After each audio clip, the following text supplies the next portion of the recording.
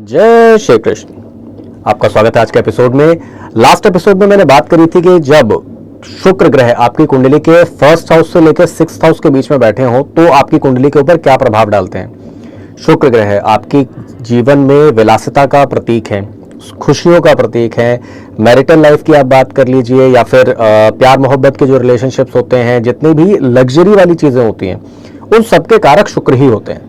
आपकी कुंडली में शुक्र किस राशि में बैठे हैं, किस हाउस में बैठे हैं, किस ग्रह के साथ बैठे हैं, इसका आपकी लाइफ के ऊपर बहुत ज्यादा प्रभाव पड़ता है। क्योंकि हर एक इंसान अपनी लाइफ में लग्जरी ही तो चाहता है, प्यार चाहता है, घर हो, गाड़ी हो, अच्छी मैरिड लाइफ हो, यही सब कुछ तो चाहता है। और ये सब चीजें शुक्र ग्रह के द्वारा मिलती हैं।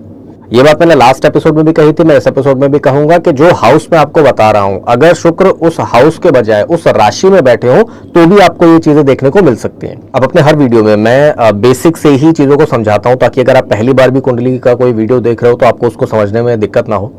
कुंडली के सॉफ्टवेयर बहुत सारे अवेलेबल है आज की डेट में। आप अगर चाहो तो फ्री कुंडली सॉफ्टवेयर लिख कर सर्च करोगे, बहुत सारे सॉफ्टवेयर आ जाएंगे। उसमें आप अपना date of birth, time of birth, place of birth डालोगे, आपके सामने आपकी कुंडली खुल के आ जाएगी। कुछ इस तरीके की होगी, इसमें काफी सारी चीजें लिखी होंगी, एक एक करके उन्हें समझेंगे। अब जो कुंडली होती है, इसमें सबसे पहली चीज होती है कुंडली के हाउसेस, ठीक है ना। ये होता है फर्स्ट हाउस, ठीक है, second house, third, fourth, fifth, sixth, seventh, eighth, ninth, 10th, 11th और 12th, ठीक है ना। कुंडली में ये हाउसेस कभी नहीं चेंज होते, ठीक है ना। फर्स्ट हाउस जो लिखा है, आपकी कुंडली हो, पड़ोसी की कुंडली हो, विदेश में रहने वाले किसी इंसान की कुंडली हो, फर्स्ट हाउस सबके लिए यही रहेगा, ठीक है ना। सेवेंथ हाउस सबके लिए यही रहेगा, 10th हाउस सबके लिए यही रहेगा, ठीक है ना।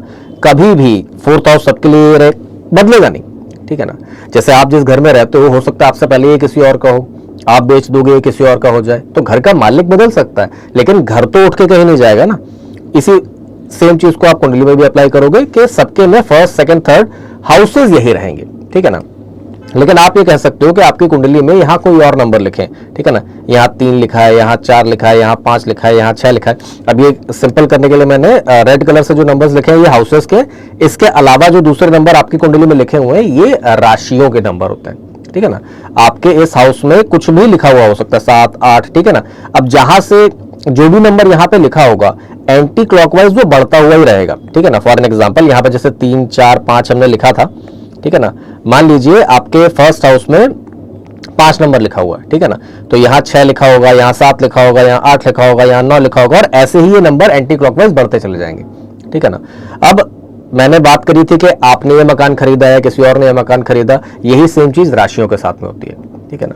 हाउस फर्स्ट यही रहेगा, ठीक है ना। फर्स्ट हाउस हमेशा यही रहेगा, लेकिन अगर इसमें 5 नंबर की राशि बैठी है तो इसका मतलब हुआ कि फर्स्ट हाउस का मालिक फिफ्थ राशि का मालिक हो जाएगा, ठीक है ना। फिफ्थ राशि मतलब सिंह राशि, ठीक है ना। राशियां बिल्कुल एक ही सीक्वेंस में होती हैं, हमेशा एक ही सीक्वेंस होता है, कभी नहीं बदलता। मेष, वृष, मिथुन, कर्क, सिंह, कन्या, तुला, वृश्चिक, धनु, मकर, कुंभ, मीन, ठीक है ना। क्योंकि ये सीक्वेंस सेम है इसीलिए कभी राशियों का भी नाम कुंडली में नहीं लिखा जाता, नंबर लिखा जाता है। जैसे 5 नंबर यहाँ पे लिखा हुआ है, 5 नंबर यहाँ पे लिखा होने का मतलब हुआ यहाँ पे सिंह राशि बैठी है, मतलब फर्स्ट हाउस के मालिक सूर्य हो गए, ठीक है ना। सिंपल सी चीज है। तो जिस हाउस में भी जो बैठे होंगे, सेवेंथ है, सेवेंथ राशि के मालिक अगर वीनस है, इस हाउस के मालिक वीनस हो गए। हाँ, ये कंफ्यूजन हो सकती है कि यहाँ पे हो सकता है आपके मरकरी लिखा हुआ हो, ठीक है ना, मार्स लिखा हुआ हो, कौन सा ग्रह लिखा हुआ उससे कोई फर्क नहीं पड़ता, ठीक है ना। वहां कोई भी ग्रह बैठा हुआ हो सकता है लेकिन उस हाउस का मालिक वही होगा जो राशि वहां पे बैठी होगी, ठीक है ना। अगर 5 नंबर यहाँ पे बैठी हुई है तो उसके इस फर्स्ट हाउस के मालिक सूर्य ही कहे जाएंगे, ठीक है। ये अगर आपको समझ में आ गया तो अब आगे का पूरा एपिसोड आपके लिए बहुत ईजी रहेगा, ठीक है ना। ये चीजें हम यहां से हटा देते हैं ताकि समझने में कोई दिक्कत ना आए, ठीक है। 7th, 10th, 1st, ठीक है। अब ये जो हाउसेस हैं ये हम लास्ट टाइम कवर कर चुके हैं। अब बात करेंगे अगर शुक्र ग्रह वीनस आपके 7th हाउस में आके बैठ जाए तो आपकी लाइफ पे क्या असर डालते हैं। सेवंथ हाउस वीनस जो होता है ये खुद का ही इसका हाउस है, ठीक है। ये बहुत ही रोमांटिक नेचर के लोग होते हैं, ठीक है ना, बहुत ही प्यार देने वाले होते हैं, लव करने वाले लोग होते हैं, प्यार करना इनको बहुत पसंद होता है, लोग इनसे बहुत ज्यादा प्यार करते हैं, ये लोगों से बहुत ज्यादा प्यार करते हैं, लोगों में बहुत पॉपुलर हो सकते हैं ये लोग।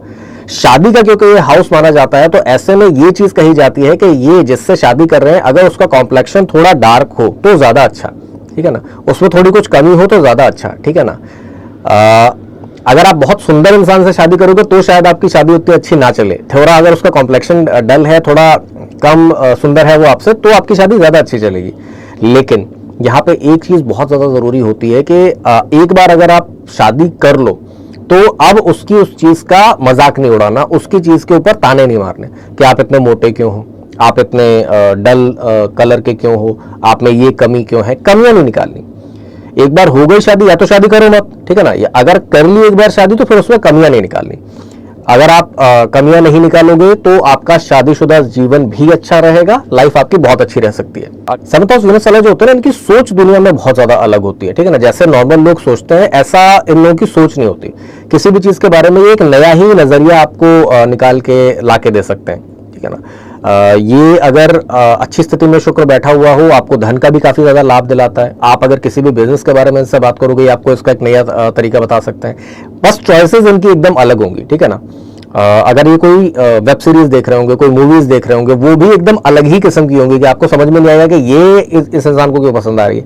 नेचर अलग है इस इंसान का, लेकिन इसको ये चीज कैसे पसंद आ रही है, ठीक है ना। मिस्टीरियस चीजें जो होंगी, जो इस टाइप की चीजें होंगी वो इनको बहुत ज्यादा पसंद आएंगी। अब बहुत अच्छा मैंने बोल दिया है। अगर यहाँ पे अगर किसी पाप ग्रह का साथ शुक्र को मिल जाए, राहु साथ में बैठा हो, केतु साथ में बैठा हो, उनकी दृष्टि पड़ रही हो, ठीक है ना, शनि अगर साथ में बैठे हो तो ये विवाह में प्रॉब्लम लेके आ जाते हैं, ठीक है ना। अगर राहु साथ में बैठे हुए हैं तो फिर एक्स्ट्रा मैरिटल अफेयर का बहुत ज्यादा चांस बन जाएगा। केतु साथ में बैठे हैं, एक्स्ट्रा मैरिटल अफेयर का बहुत ज्यादा चांस बन जाएगा, ठीक है ना। ये उस केस में शुक्र अगर केतु के साथ में बैठे हैं, राहु के साथ में बैठे हैं, वो किसी भी हाउस में बैठे हो, वो एक्स्ट्रा मैरिटल का चांस बिल्कुल बनाते हैं। अगर आपका जो पार्टनर है राहु अगर साथ में बैठे हुए हैं तो अगर वो आपसे ज्यादा इंटेलेक्चुअल बातें करता है, बहुत ज्यादा गंभीर किस्म की बातें, बहुत ज्यादा रहस्य वाली, या फिर कुछ नई नई चीजें रोज बताता रहे तो ठीक है, ठीक है। केतु अगर राहु के साथ में, शुक्र के साथ में केतु अगर बैठे हुए हैं और आपका जो पार्टनर है वो आपको स्पिरिचुअलिटी वाली बातें करता है, एस्ट्रोलॉजर है आपका अगर पार्टनर, अगर वो कुछ धर्म की बातें करता रहे, कोई ऐसी चीजें, धार्मिक चीजें आपके साथ में करता रहे, तो आपका मैरिज अच्छा चलेगा। अदरवाइज ये मैरिज में प्रॉब्लम क्रिएट कर देता है। जैसे इनकी चॉइसेस अलग होते हैं ना, शादी में भी वही होता है इनके साथ। ये ऐसे इंसान से शादी करते हैं जिसके बारे में कभी किसी ने नहीं सोचा होगा कि ये इससे कैसे शादी कर लेगा, ठीक है ना। एकदम अलग किस्म की शादी होती है इनकी। शादी के बाद में इन लॉज की वजह से इनकी लाइफ में प्रॉब्लम्स आ जाए या कुछ हो जाए, इसमें कोई मैलेफिक इन्फ्लुएंस की भी जरूरत नहीं है, ठीक है ना। ये जो राहु और केतु वाली चीज मैंने बोली ये तो है ही है। अगर शुक्र अकेला भी बैठा हुआ है तो भी इनकी चॉइस ही मैंने बताया ना अलग होती है, एकदम ही अलग किस्म के इंसान से ये शादी करेंगे, ठीक है ना। शादी के बाद इनको लाइफ में प्रॉब्लम होंगी ही, चाहे मैलेफिक इन्फ्लुएंस हो चाहे ना हो। पैसे के लिए अच्छा जरूर रहेगा, ठीक है ना। इनके पास या तो चल संपत्ति, अचल संपत्ति रहेगी, ठीक है ना, उसमें इनको लाइफ में ऐसे कोई मेजर इश्यूज नहीं आते, लेकिन मैरिटल लाइफ में प्रॉब्लम क्रिएट करता है क्योंकि चॉइस ही अलग है। अब मान लो जो आपने चुन लिया है उसको एक्सेप्ट कर लो तो चल जाएगा। अगर एक्सेप्ट नहीं करोगे, शादी के बाद में उन चीजों पे क्वेश्चन खड़ा करोगे या कुछ करोगे तो फिर मैरिटल लाइफ में प्रॉब्लम्स होंगी। मैलेफिक इन्फ्लुएंस आ गया तो फिर एक्स्ट्रा मैरिटल वाली चीजें भी बन ही जाती हैं। तो बात कर लेते हैं अगले हाउस की। अब मान लीजिए कि वीनस जो है ये, और ये चीज मैंने कहा ना 7th राशि में बैठा होगा तब भी करेगा, 7th हाउस में हो चाहे 7th राशि में हो शुक्र, ये चीज देखने को मिलती है, ठीक है। अब बात कर लेते हैं कि वीनस अगर आपके 8th हाउस में बैठा हुआ है या 8th राशि में बैठा हुआ है। 8th हाउस होता है मिस्ट्रीज का, रहस्यों का हाउस होता है, ठीक है ना। तो ऐसा जो शुक्र होता है ये भी इंसान को बहुत ज्यादा मिस्टीरियस बना देता है। ये ट्रांसफॉर्मेशन का हाउस होता है। शादी के बाद में ऐसे इंसान की लाइफ में बहुत बड़े चेंजेस आ जाएं ये देखने को जरूर मिलता है, ठीक है ना। शादी के बाद ये इंसान की जिंदगी में ड्रास्टिक चेंजेस आते हैं, ठीक है ना। बिल्कुल ही इसकी लाइफ बदल जाए, बहुत अच्छी हो जाए या बहुत बुरी हो जाए, ये कई और चीजों पे डिपेंड करेगा। मैलेफिक ग्रहों के साथ में बैठा है कि बेनिफिक ग्रहों के साथ में बैठा है, दृष्टि किसकी पड़ रही है, क्या है, वो चीज इस पर जरूर काम करती है। लेकिन शादी के बाद में इसकी लाइफ चेंज जरूर होती है, बहुत मतलब एकदम 180 डिग्री चेंज हो जाए ऐसा देखने को मिल सकता है। लाल किताब के हिसाब से अगर कहा जाए तो लाल किताब में 8th हाउस शुक्र को कहा गया है जली मिट्टी की चंडाल औरत, ठीक है ना। अब ये किसी के लिए स्पेशली बोलने वाली बात नहीं है, लाल किताब में ये लैंग्वेज या वर्डिंग लिखी हुई है।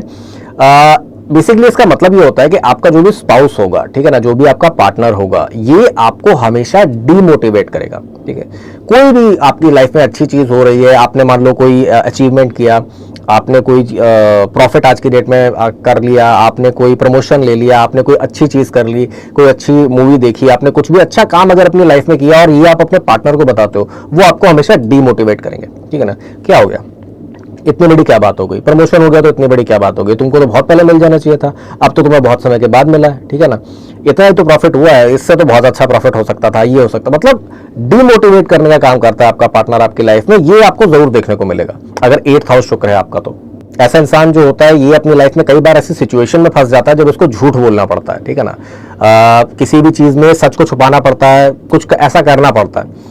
उस समय तो उसको लगता है कि हाँ भाई सही काम कर लिया या छुपा लिया या कर लिया, लेकिन कहीं ना कहीं बाद में वो चीज निकल के सामने आती है। ठीक है ना, वो चीज इसको फेस करनी ही पड़ती है कहीं ना कहीं। कई बार ऐसा हो जाता है अगर कुछ मैलेफिक ग्रहों का संयोग बन जाए या कुछ ऐसा हो जाए तो हो सकता है इसके ऊपर कोई झूठे इल्जाम भी लग जाए। ठीक है ना, लाइफ में उसको बदनामी इस वजह से उठानी पड़ जाए जो उसने किया भी नहीं था। ठीक है ना, या फिर किसी छोटी चीज को बड़ा बना के कर दिया गया, ये भी उसको इसकी लाइफ में देखने को मिल सकता है। सबसे अच्छी चीज इसके लिए कही जाती है कि देवी माँ की उपासना जरूर करनी चाहिए। ठीक है ना, छोटी कन्याओं को किसी न किसी तरीके का दान देता रहे, कोई ना कोई चीज देता रहे, खुश रखे, ये इसके लिए बहुत अच्छा माना जाता है। इन लोगों के साथ में ये चीज जरूर देखी जाती है कि जैसे जैसे इनके पास पैसा बढ़ता जाता है इनकी हेल्थ थोड़ी कम होती चली जाती है। ठीक है ना, मोटापा आ जाएगा, बीमारियां आ जाएंगी, परेशानियां आ जाएंगी। तो इसके लिए मैं जरूर कहूंगा देवी माँ की उपासना करना।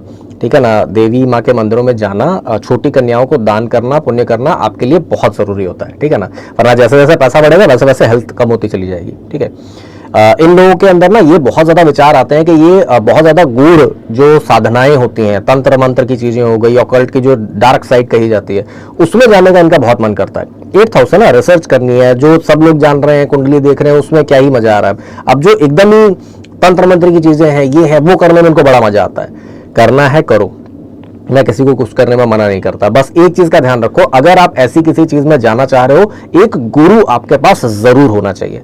बिना गुरु के अगर आप इस फील्ड में जाओगे, इन चीजों को देखोगे, इन चीजों में अपना दिमाग लगाओगे, तो आपके लिए बहुत नुकसानदायक हो सकता है।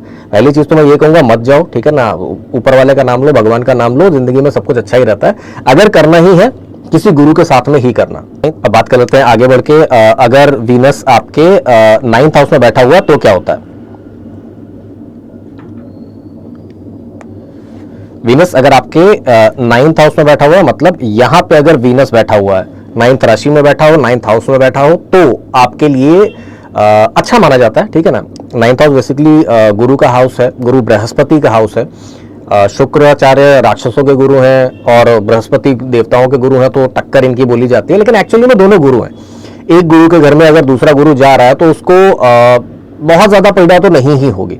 ठीक है ना, थोड़ा हो सकता है कि असहज हो जाए, थोड़ा सा दिक्कत हो, लेकिन बहुत ज्यादा दिक्कत नहीं होती। यहाँ पे अगर शुक्र 9th वालों की अगर बात की जाए तो शादी के शुरुआती कुछ समय में इनको प्रॉब्लम हो सकती है। फाइनेंसेस के इशू हो जाए, तबीयत में कुछ खराबी आ जाए, कोई दिक्कत आ जाए, शुरू के 2 साल 3 साल मैक्सिमम, उसके बाद में सब चीजें सही हो जाती हैं। ठीक है ना, जो मेजर चीज होती है वो ये होती है कि ऐसे इंसान को लग सकता है इसे भाग्य का उतना साथ नहीं मिल रहा, क्योंकि भाग्य के कारक गुरु होते हैं। ठीक है ना, गुरु के घर में अगर शुक्र आके बैठ जाए, उतना अच्छा क्योंकि नहीं माना जाता, अलग अलग विचारधाराओं की वजह से, एक देवताओं के गुरु, एक राक्षसों के गुरु, तो थोड़े समय के लिए इनको प्रॉब्लम होती है, उसके बाद सब ठीक हो जाता है। भाग्य में थोड़ा लगता है कि साथ नहीं दे रहा, लेकिन वैसे जनरली सब कुछ सही रहता है। ये कहा जा सकता है इसमें कि वीनस अगर 9th हाउस में बैठा हुआ है, लक का साथ आपको नहीं मिलेगा। आपके पिताजी के लिए उतना अच्छा नहीं माना जाता।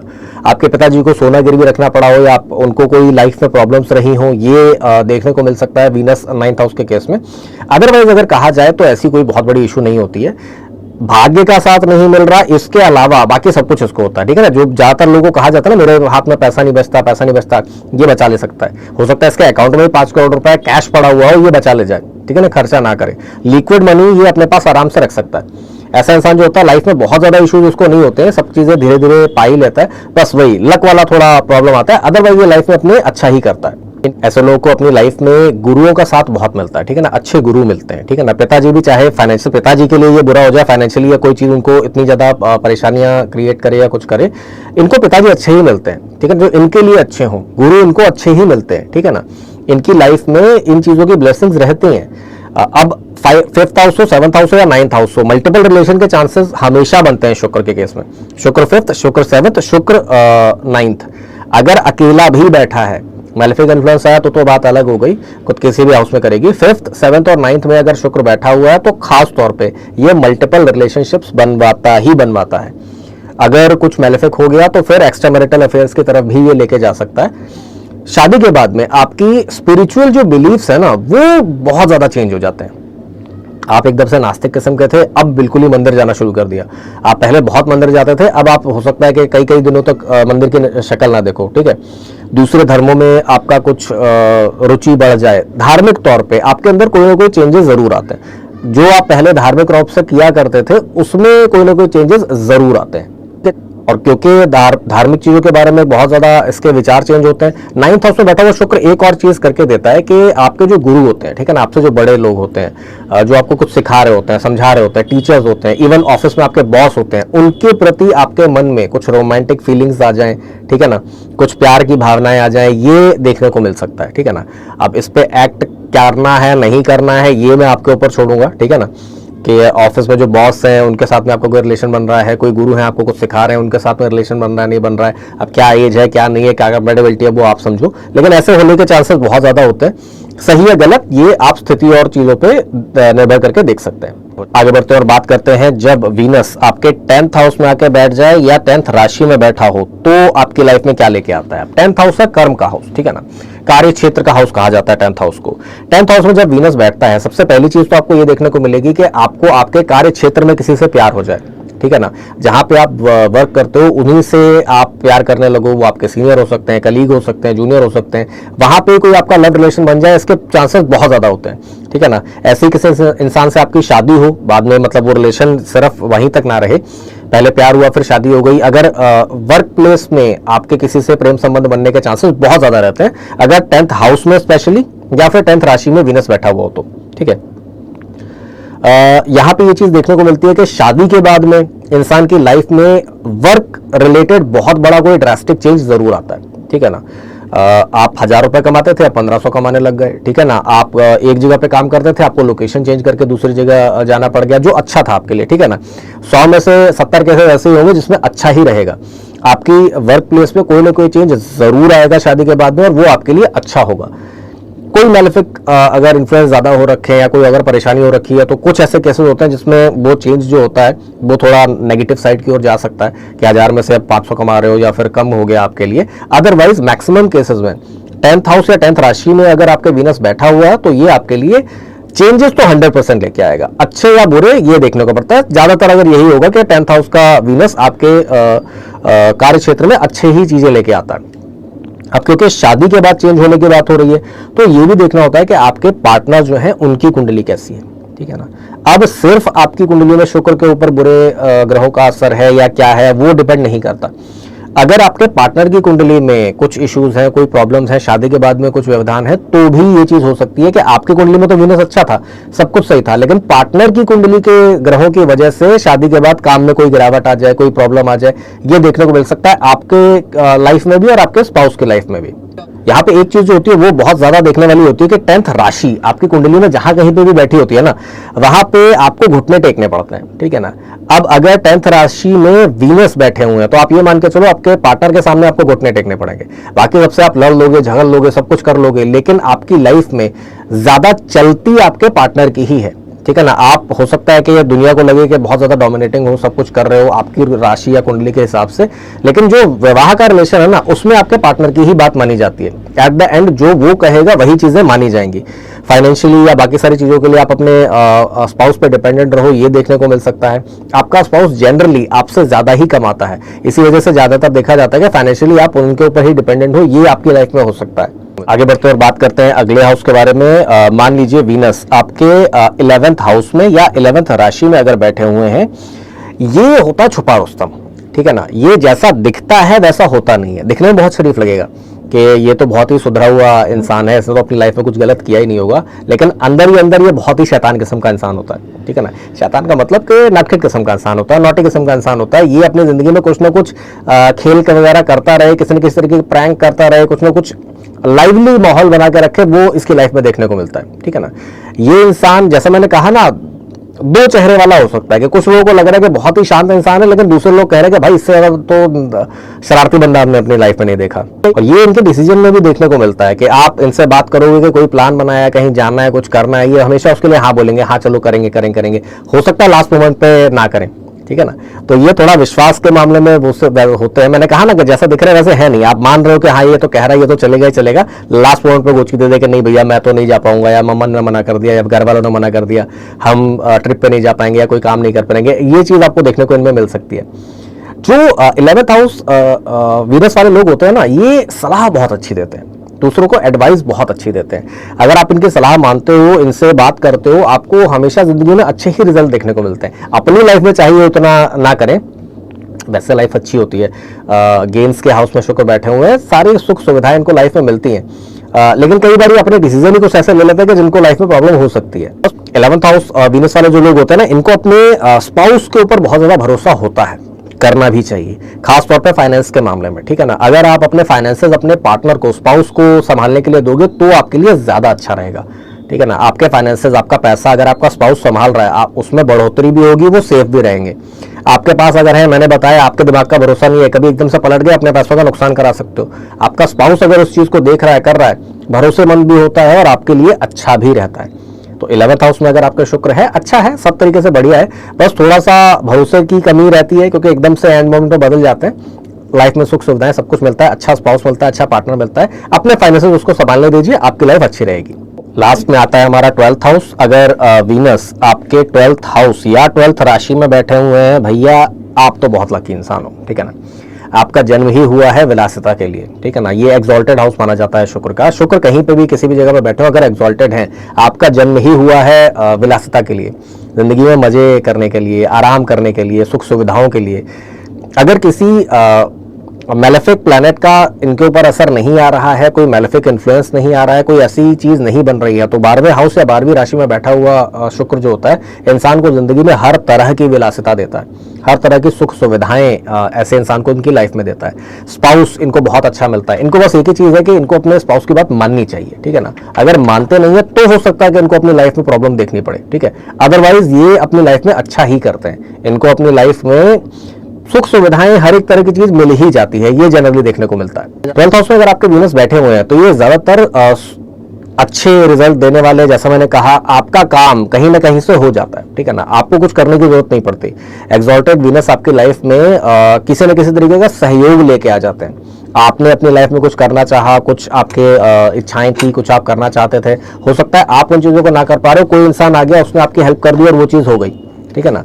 आपकी लाइफ में आपको सहयोग लोगों का मिलता रहता है, ठीक है। बहुत ज़्यादा अच्छा इसको माना जाता है, बहुत ज़्यादा सही तरीके से ये लाइफ में असर करने वाला होता है। ये आपको देखने को मिलता है आपकी लाइफ में कि ज़्यादातर चीज़ों में आपको परेशानी नहीं होती है, ठीक है ना। जैसा मैंने कहा, किसी भी हाउस में अगर बैठे हुए हैं शुक्र, लेकिन 12वीं राशि में बैठे हुए हैं, ज़्यादातर एक्सॉल्टेड हैं, अच्छे ही माने जाते हैं, ठीक है।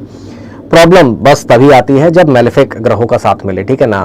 तभी आप अपनी लाइफ में प्रॉब्लम फेस करते हैं। अदरवाइज आपका जन्म हुआ है भाई विलासिता के लिए, अच्छे तरीके से लाइफ जीने के लिए, अच्छे से लाइफ जिए, कोई परेशान होने की जरूरत नहीं है, ठीक है ना। जितना ज़्यादा चैरिटी करेंगे, लोगों की भलाई करते रहेंगे, आपके लिए अच्छा रहेगा। 11th हाउस में भी ये देखने को मिलता है। आप जितना ज़्यादा चैरिटी करोगे, जितना ज़्यादा दूसरों के लिए भलाई के काम करोगे, दान पुण्य करते रहोगे, आपकी लाइफ में उतनी ही सुख सुविधाएं बढ़ती रहती हैं, ठीक है।